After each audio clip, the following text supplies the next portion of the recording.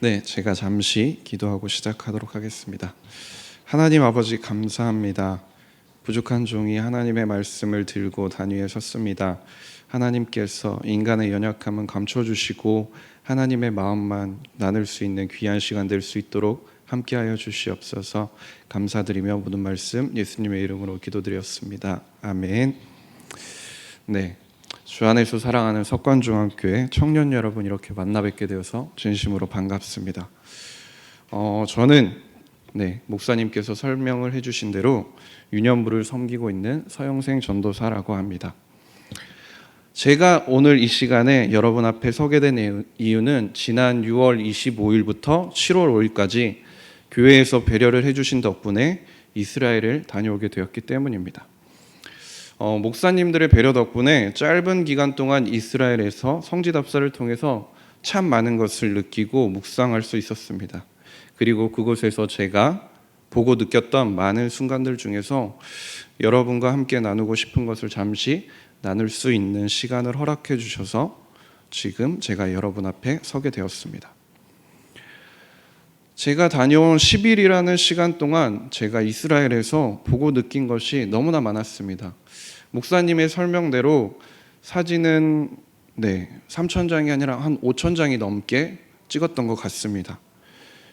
그리고 처음 이스라엘 그 텔아비브 공항에 도착해서 느꼈던 그 공기의 냄새부터 시작해서 한국으로 돌아오는 그 날까지 끝까지 적응이 되지 않았던 향신료 냄새, 모든 음식에서 나는 향신료 냄새 때문에 그 냄새와 맛은 지금도 코끝에서 어디선가 나는 것 같은 그 느낌을 받게 되는 것 같습니다. 그런데 제가 하루하루 이스라엘 그곳을 돌아보면서 제 마음 한 가지에 고백되는 가장 강한 것이 한 가지 있었는데 그건 정말 하나님은 위대하시다라는 것이었습니다. 지금껏 성경에 나오는 글자로만 알고 있었던 사건들과 장소들 그리고 성경의 인물들이 그곳을 방문할 때마다 생생하게 살아 숨쉬면서 저에게 이야기해 주는 것 같았습니다. 사진 먼저 한번 보여주시겠어요? 네, 저기는 갈릴리 바다, 갈릴리 호수입니다. 예수님께서 제자들을 부르셨던 그곳이고 예수님께서 사역을 하셨던 중심, 사역지가 갈릴리 호숫가입니다.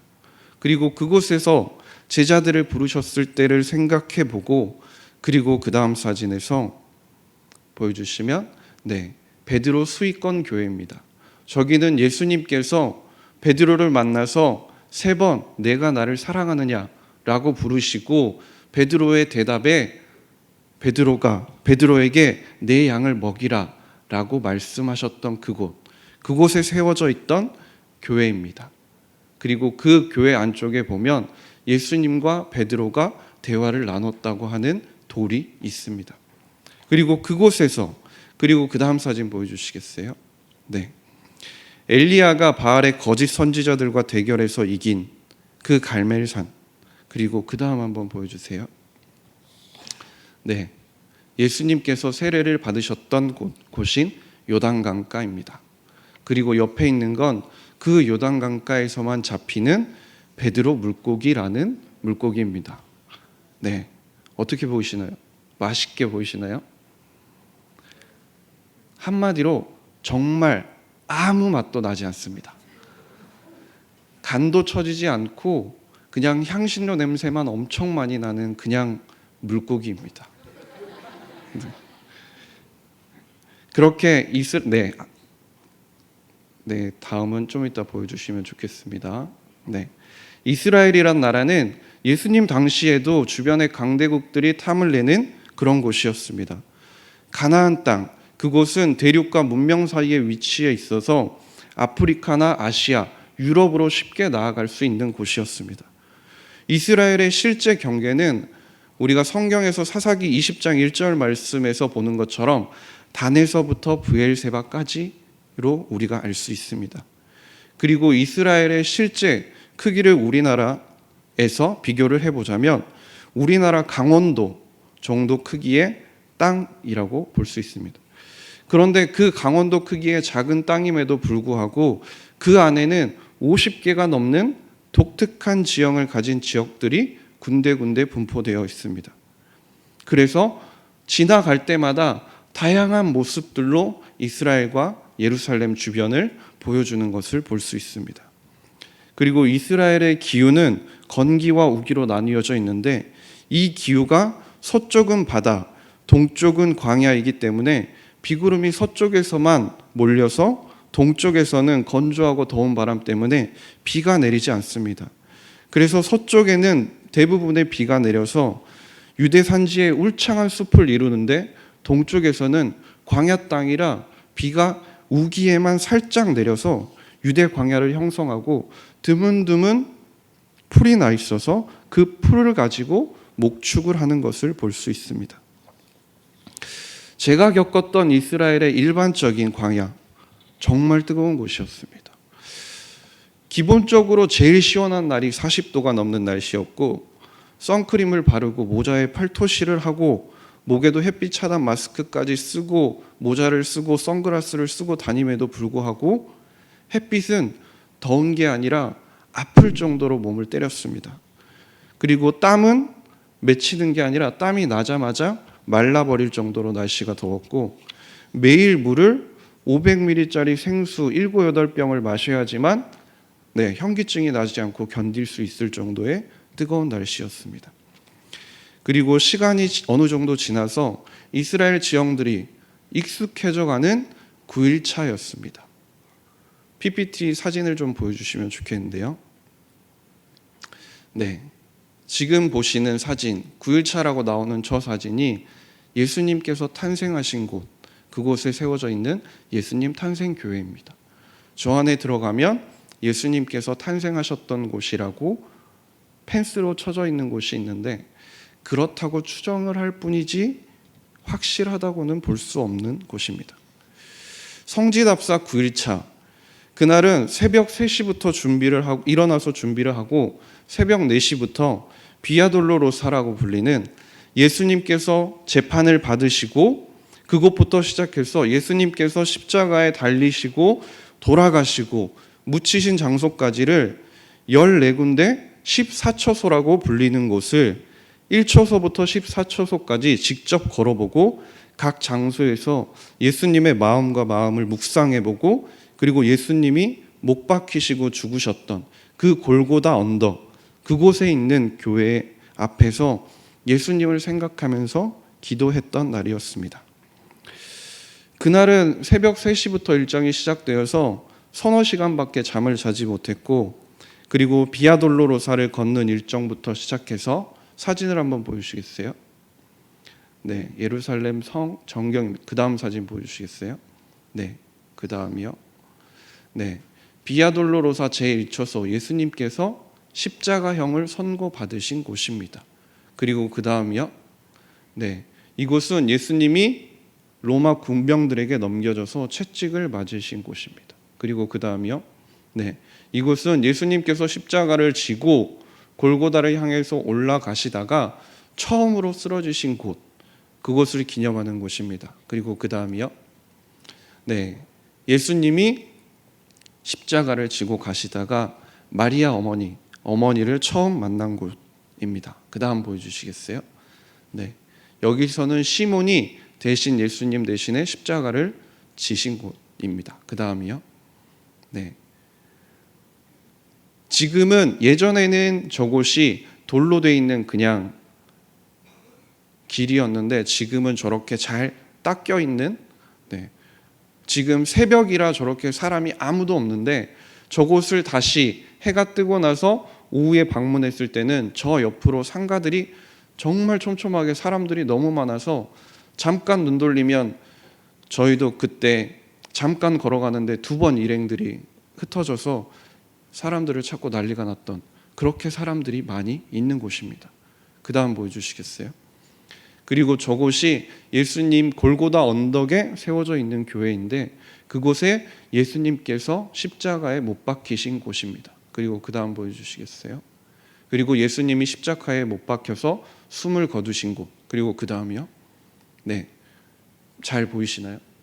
저기 가운데 보면 돌이 있습니다. 그 돌이 예수님께서 숨을 거두시고 예수님의 시신을 내려서 그곳에서 세마포를 씌웠다는, 입혔다는 곳입니다. 우리에게는 그냥 그런 곳이라고 볼 수 있는 저 돌을 저곳에 있는 유대교 사람들은 정말 엄청나게 신성시 여깁니다. 저기에 매일 와서 나드라고 불리는 향을 붓고 그 위에 자신들이 가져온 목걸이, 묵주 같은 것들을 그 위에 열심히 돌 위에 비빕니다. 그리고 그걸 다시 지퍼백에 다시 정성스럽게 담아요. 그래서 왜 그러냐고 물어봤더니 그걸 가지고 가서 아픈 사람들의 목에 걸어주면 낫는다고 그 사람들은 믿고 저것들을 우상시하는 겁니다. 그리고 그 다음 한번 보여주시겠어요? 저곳이 예수님께서 시신이 안치되었던 곳인데 지금은 작은 교회 건물처럼 그곳을 막아 놓았습니다. 그리고 그 다음이요.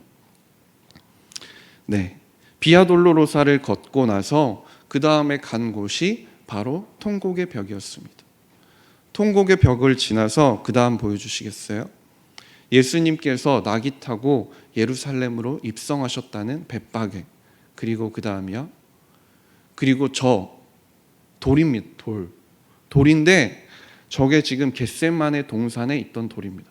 그리고 저 돌이 예수님께서 겟셋만의 동산에서 땀방울이 핏방울이 될 정도로 기도를 하시면서 기대셨던, 기대셨던 돌이라고 해서 저기도 교회 안에 그 돌을 펜스를 쳐줘서 놔도 있습니다. 약간 조금 더 설명을 해드리자면 저희처럼 교회 강대상이 있고 그 앞에 저 돌이 있습니다. 근데 그 돌이 있고 그 돌의 주변에 유대교인들이 다 그 돌을 붙잡고 기도를 하고 있습니다. 그리고 그 다음 한번 보여주시겠어요? 겟셋만의 동산에 세워져 있는 교회인데 만국교회라고 불리는 곳입니다. 그리고 그 다음 보여주시겠어요? 저곳이 베데스다 연못입니다. 우리가 지금까지 생각했던 연못의 이미지와는 전혀 다르게 저도 처음에 목사님께서 가이드해 주시는 목사님께서 저기가 베데스다 연못입니다라고 하셨는데 어디요라고 물어봤습니다. 근데 지금 사진에서 보이시는 밑으로 약간 움푹 파인 욕조 같은 곳, 그게 우리가 알고 있던 베데스다 연못입니다. 저 주위에서 병자들이 저 물이 동하기를 기다렸던 것입니다. 인간이 인공적으로 만들어 놓은 그 연못가에서 사람들이 낫기만을 기다렸던 곳이었습니다. 그리고 저 앞에 보여드렸던 곳들, 예수님께서 걸으셨던, 예수님께서 사역하셨던, 예수님과 관련되어 있는 모든 곳들에 그들은 기념교회라는 이름으로 교회를 세워놓고 그곳을 우상시 여기면서 하는 모습들을 볼 수 있었습니다.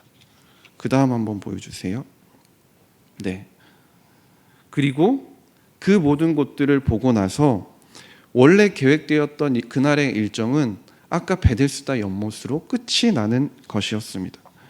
그런데 일정을 모두 마치고 호텔로 가야 되는 그 찰나에 갑작스럽게 가게 된 곳이 있었습니다. 목사님의 말을 빌리자면 아직 여러분이 덜 익은 것 같다, 조금 더 익혀야겠다라고 생각을 하고 데리고 가신 곳이 바로 저 유대 광야였습니다. 도착해서 버스가 서고 조금 언덕을 올라가는 코스였습니다. 언덕을 오르고 나서 앞에 펼쳐진 유대 광야, 지금 보시고 계시는 유대 광야, 그곳을 바라보는 순간 뭔가 다른 느낌이 저에게 다가오고 있다는 것을 느낄 수 있었습니다. 가이드 목사님의 그 다음에 이어지는 설명 한마디가 제 마음 가운데 차오르던 것들이 갑자기 폭포수처럼 채워지면서 감당할 수 없이 흘러 넘친다는 느낌을 받게 하였는데, 그것은 이곳이 바로 예수님께서 저기 오른편에 보이는 요단강에서 세례를 받으시고 40일간 금식을 하신 장소입니다 라는 목사님의 설명이 끝나는 순간이었습니다. 그 전까지 예수님이 태어나신 곳을 기념하는 그 기념교회부터 시작해서 예수님이 사역하셨던 곳들을 돌아보면서 죄송합니다. 예수님께서 십자가를 지고 걸으셨던 그 모든 것들, 그 모든 순간들이 겹쳐지면서 쌓였던 감정들이 한꺼번에 터져 나오는 순간이었습니다. 제 눈에서는 눈물이 멈추지 않고 흘렀는데 그 당시에는 왜 눈물이 흐르는지 알 수가 없었습니다. 그냥 그곳을 바라보면서 이런 곳에서 예수님께서 40일간 금식을 하셨구나 라는 생각밖에 들지 않았습니다. 그곳은 햇빛을 피할 수 있는 곳도 없었습니다. 언덕 밑을 내려가 보면 정말 작은 그늘이 있는데 그것은 작은 동물들이나 몸을 감출 수 있는 곳이지 사람이 그늘 밑에서 쉴 수 있는 곳은 단 한 군데도 없었습니다. 그리고 드문드문 풀들이 보이기는 했지만 마실 물이라고는 단 한 방울도 찾아볼 수 없는 곳이었습니다. 물론 하나님의 계획하심으로 인해서 그 다음 사진 한번 보여주시겠어요? 예수님 당시에 갈릴리를 통치하던 헤롯은 건축에 대해서 능통했고 약간은 집착을 보이던 사람이었습니다. 그래서 예수님께서 금식하시기 그 전에 수많은 성과 수로를 만들었는데 예수님께서 금식하시기 그 전에 헤롯이 저곳을 지나는 예루살렘까지 이어지는 수로를 만들어 놓은 상태였습니다. 그래서 지금은 단 한 방울의 물도 보이지 않는 곳이지만 예수님께서 금식하셨던 그 당시에는 예수님께서 그 헤롯 시대의 수로를 통해서 물을 드실 수 있었던 것입니다. 그럼에도 불구하고 지금이야 짐승들이 없기는 하지만 예수님께서는 낮에는 정말 타는 듯한 뜨거움, 숨조차 제대로 쉬지 못할 만큼의 뜨거움과 목마름을 견디셔야 했고 밤에는 들짐승들의 위협과 급격하게 변하는 추운 날씨를 견디셔야 했을 것입니다. 그런 곳에서 예수님께서는 40일을 금식하셨던 것입니다. 다음 사진 한번 보여주시겠어요? 네, 광야에서 찍은 밤하늘 사진입니다. 정말 너무 멋있습니다. 정말 여러분이 가셔서 직접 눈으로 보셔야 할 만큼 별이 쏟아질 만큼 아름다운 밤하늘입니다. 그런데 반대로 너무 춥습니다. 아침에는 정말 너무 더웠는데 밤에는 이불로 꽁꽁 싸고 있어도 추울 만큼 너무 추운 곳이 광야의 밤인 것입니다. 그런 곳에서 예수님께서는 40일을 인내하면서 기도하셨던 것입니다. 이제 그만 보여주셔도 됩니다. 우리가 흔히 일반적으로 쉽게 하는 착각이 있는 것 같습니다. 예수님께서는 이 땅에 왕으로 오셨는데 그리고 예수님은 하나님의 아들이신데 목마름이나 주림, 뜨거움이나 그런 것들을 모두 느끼지 않으시지 않았을까라는 것입니다. 예수님은 하나님의 아들이시기 때문에 40일의 유대 광야의 금식, 그 정도야 뭐 예수님인데 그 정도야 뭐 별거 아니지 않을까라고 생각을 할 수도 있을 겁니다. 그런데 예수님께서는 이 땅에 오셔서 이 땅에 오시는 순간부터 십자가에 못 박혀 돌아가시는 그 순간까지 단 한 번도 자신을 위해 신적 권능을 사용하지 않으셨습니다. 예수님께서 이 땅에 태어나신 것조차도 평범하지 않았고 평범함을 넘어서 너무 비천한 모습으로 이 땅 가운데 오셨습니다. 그 당시 우리가 생각하는, 우리가 성탄절 되면 고요한 밤 거룩한 밤을 부르면서 예수님의 탄생을 기억하는데 그 당시 우리가 기억하는 예수님이 탄생하셨던 양구유, 그런 가축들이 사는 곳, 되게 따뜻하고 조그맣고 왠지 아름다워 보이고 성스러워 보이는 그런 곳을 상상하게 되지만 실제로 이스라엘에서 양의 우리는 그곳 동쪽 광야, 그곳에 있는 동굴, 자연 동굴, 그곳에 돌을 세워서 입구를 막고 그곳에 가시덤불을 덮어서 양을 그냥 그 안에 세워놓고 밖에서 목자가 그 입구를 막고 자는 너무나 허름한 곳이었습니다. 그리고 양들이 살았기 때문에 그곳은 양들의 냄새가 너무 많이 나고 지풀이며 양의 털이며 너무나 더러운 곳이었습니다. 그런 더러운 곳에서 예수님께서는 태어나셨고 정말 평범한 사람들보다 더 낮은 모습으로 우리 가운데 오셨다라는 사실입니다.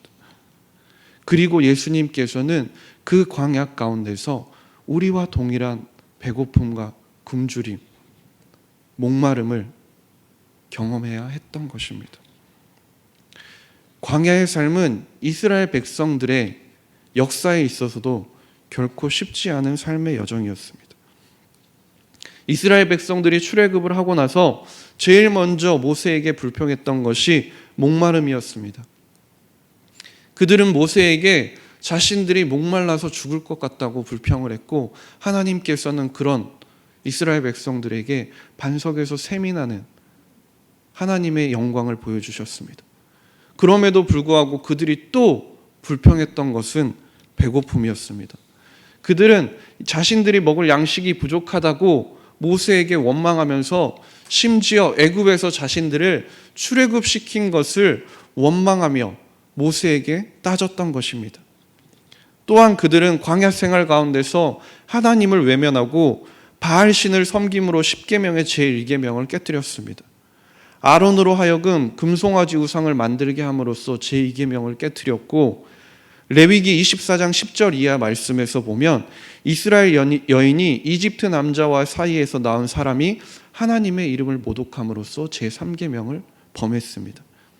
민수기 15장 32절에서 36절 말씀을 보면 안식일을 범한 사람의 이야기가 나옵니다.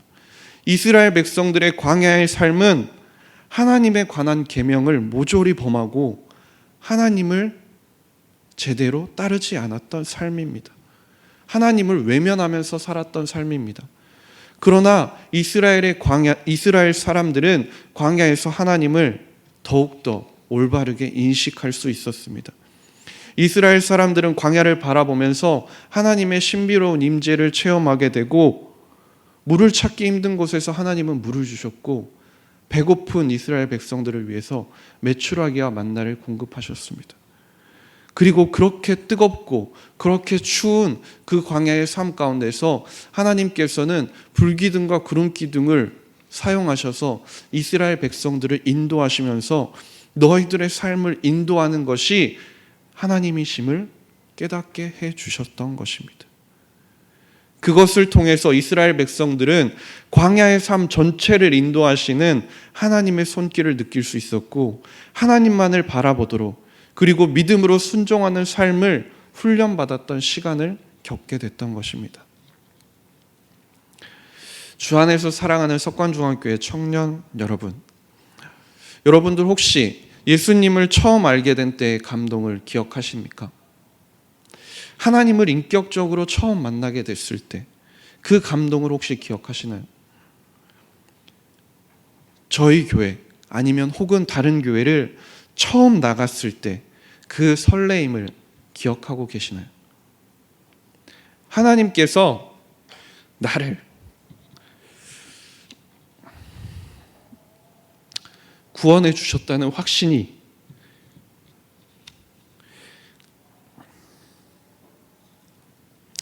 들었던 때를 혹시 아직도 기억하고 계십니까?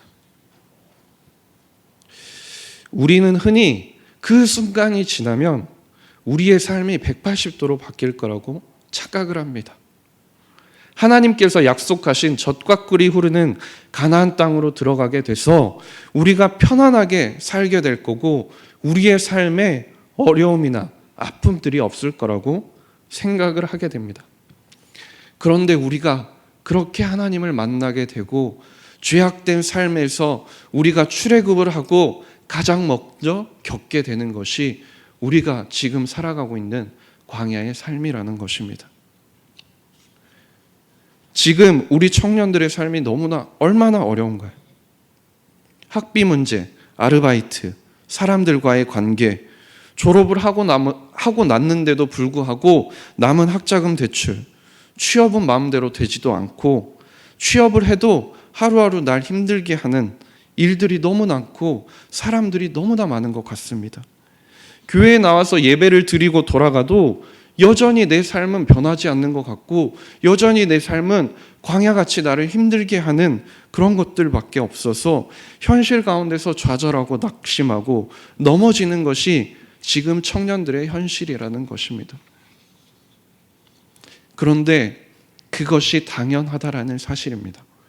왜냐하면 지금 우리가 걸어가고 있는 그 길이 광야이기 때문입니다.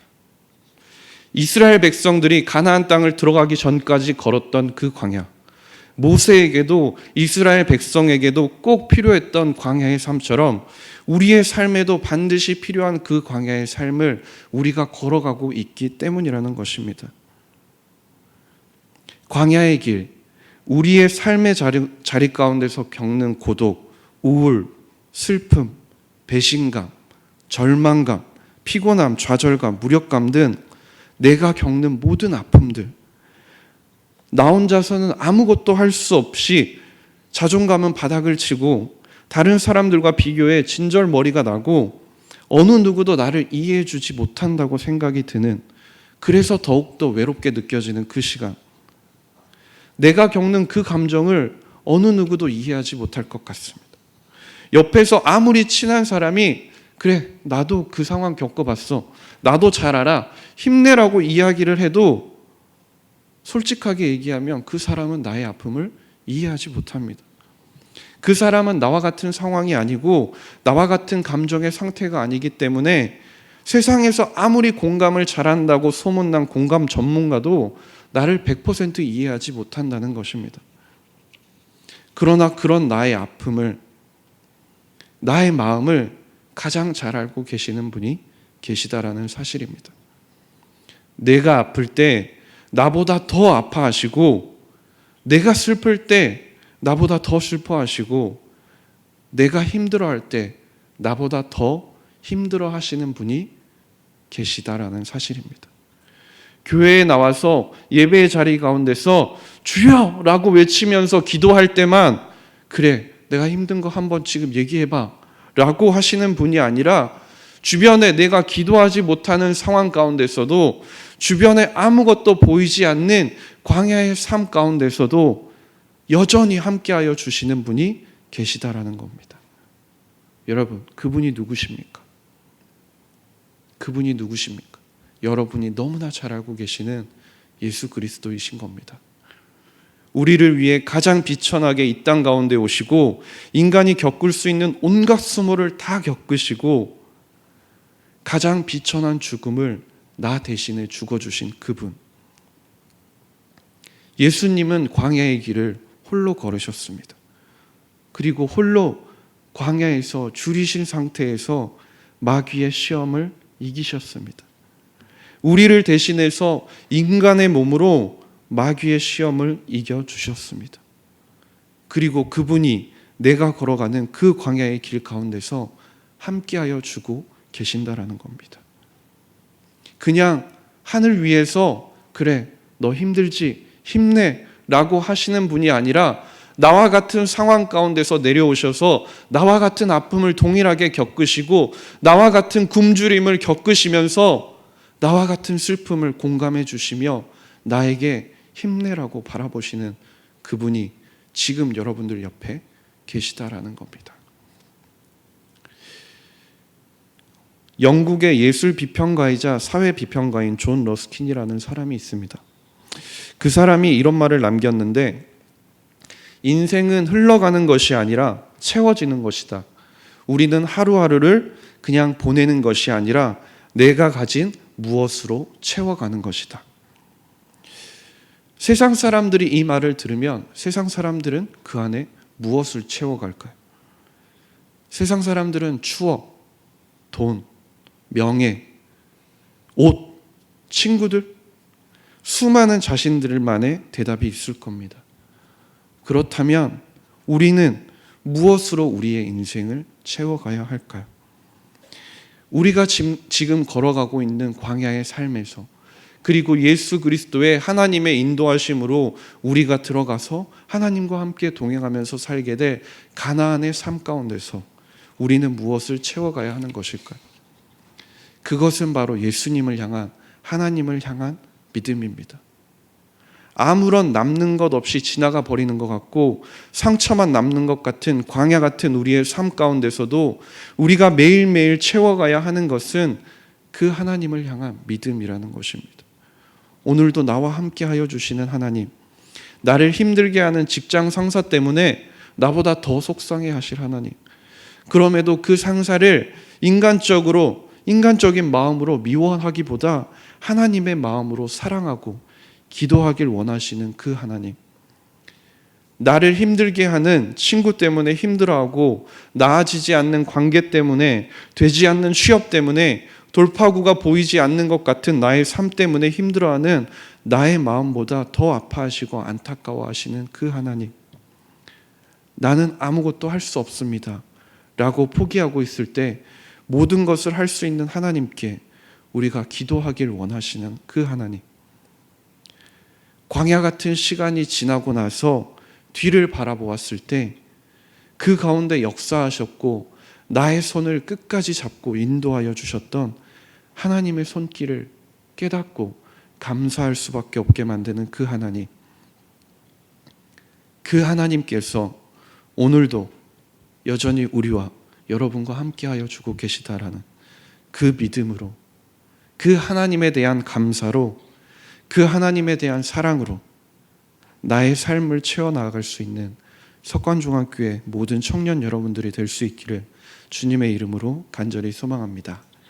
기도하시겠습니다. 하나님 아버지, 감사합니다. 나의 모든 아픔, 나의 모든 슬픔, 나의 모든 목마름, 나의 모든 주림을 너무나 잘 알고 계시는 그 예수님, 그 예수님과 동행하는 우리 청년들이 될 수 있도록 하나님께서 함께하여 주시옵소서.